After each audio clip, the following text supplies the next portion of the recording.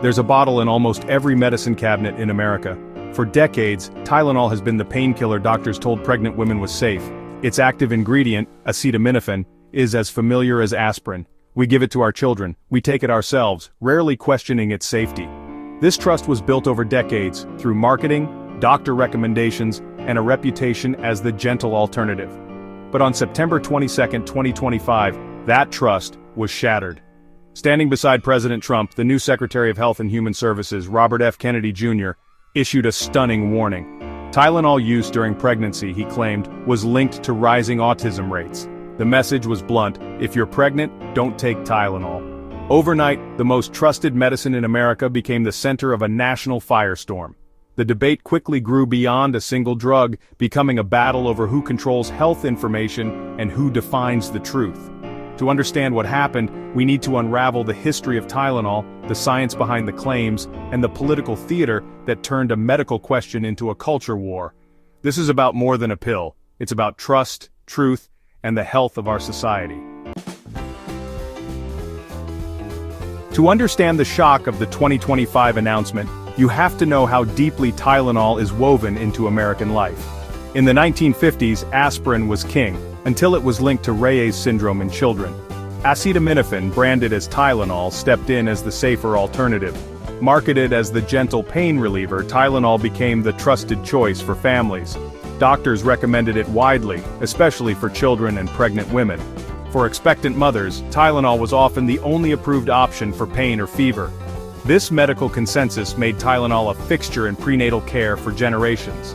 Johnson & Johnson built an empire on that trust, even surviving the 1982 cyanide-laced capsule crisis by acting swiftly and transparently.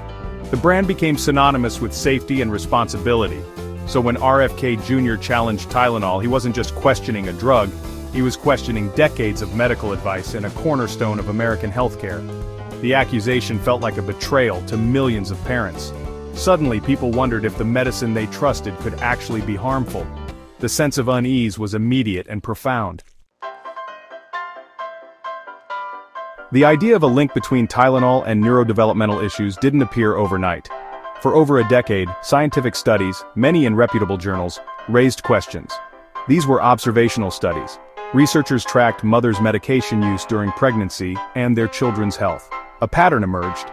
Frequent Tylenol use during pregnancy was associated with a slightly higher risk of ADHD or autism in children. A 2021 meta-analysis confirmed a modest association, but not causation. In August 2025, a major review led by Ann Bauer analyzed 46 studies. The conclusion: Tylenol might not directly cause autism, but could act as a catalyst in combination with other risk factors. The paper called for caution, not a ban. This left doctors and public health officials in a bind, unsettling evidence but far from conclusive. Major health organizations reviewed the data but didn't change their guidance. They maintained Tylenol was safe when used as directed, and that untreated high fever in pregnancy posed a greater risk. The stage was set for a public clash between scientific caution and political certainty. At the heart of the controversy is a basic scientific principle. Correlation does not equal causation. Observational studies found mothers who took Tylenol were more likely to have children with autism, but couldn't prove Tylenol was the cause.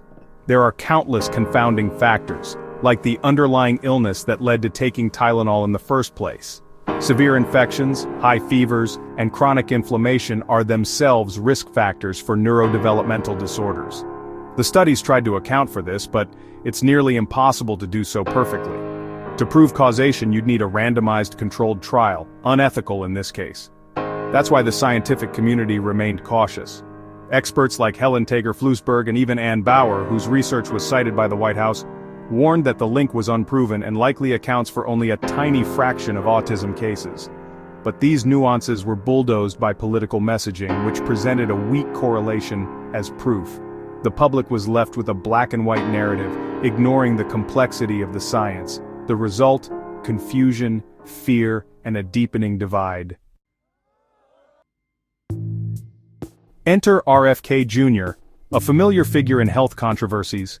For years he's been a leading voice in the anti-vaccine movement, promoting the debunked theory that vaccines cause autism. His appointment as HHS secretary was seen as a declaration of war on mainstream science.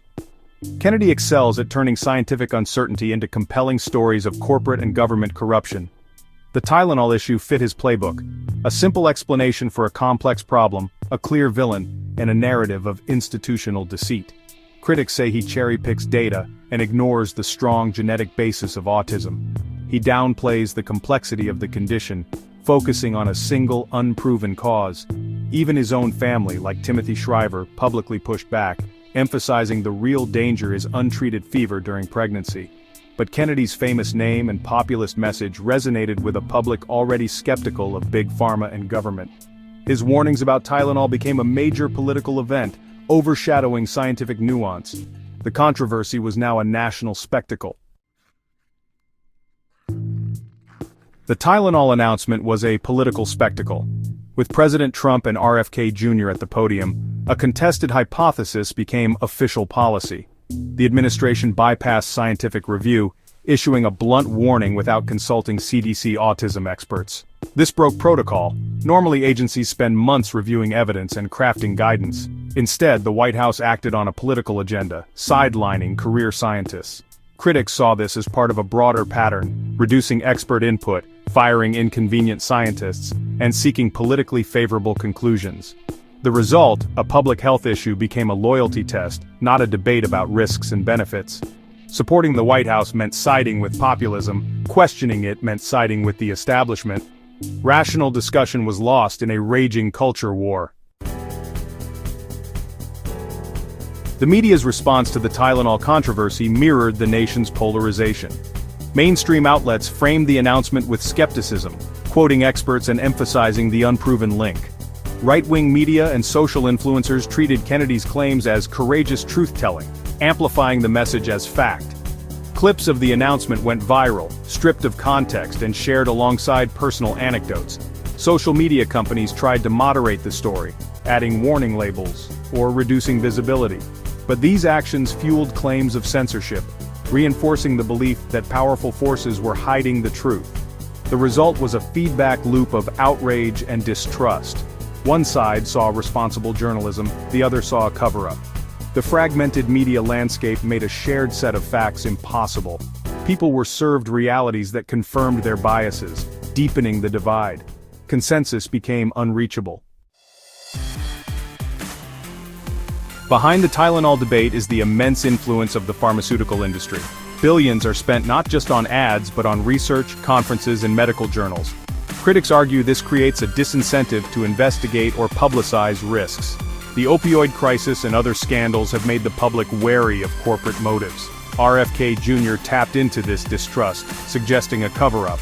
But while skepticism is healthy, assuming every medical consensus is a conspiracy is dangerous. Many scientists defend Tylenol's safety in good faith, weighing proven risks of fever against unproven risks of the drug. The challenge maintains skepticism without rejecting all expertise. Navigating this requires balance, not reflexive cynicism.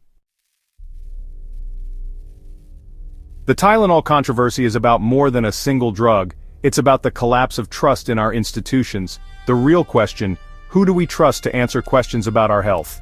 The White House warning risks real harm. Pregnant women may avoid treating dangerous fevers, leading to worse outcomes. It creates fear without clear, evidence-based guidance, eroding faith in public health agencies. Yet the controversy also forced necessary questions into the open, reminding us that science is a process, not a set of fixed truths. It highlights the need for transparency and accountability from both pharmaceutical companies and regulators. Ignoring public skepticism is a recipe for failure. We must become critical consumers of information, asking who funds studies and what motives drive announcements. The truth about Tylenol is still emerging, but one thing is clear: in the 21st century, protecting our health and our minds depends on our own vigilance. The responsibility to seek truth now rests with all of us.